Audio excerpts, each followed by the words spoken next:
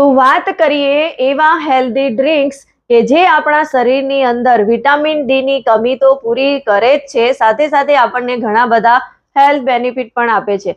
તો સૌથી પહેલા સોયા મિલ્ક. સોયા મિલ્કની અંદર ભરપૂર પ્રમાણમાં પ્રોટીન અને વિટામિન ડી, કેલ્શિયમ હોય છે, જે આપણા હાડકાં અને માંસપેશીઓને મજબૂત બનાવે છે અને સાથે સાથે આપણા શરીરની અંદર વિટામિન ડી ની કમીને પૂરી કરે છે.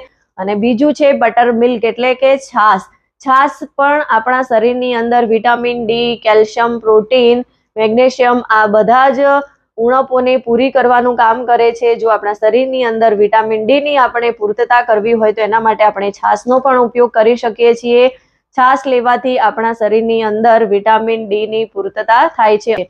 કાઉ મિલ્ક એટલે કે ગાયનું દૂધ. ગાયનું દૂધ પણ આપણા માટે બહુ જ ઉપયોગી છે અને ગાયના દૂધને સંપૂર્ણ આહાર કહ્યો છે.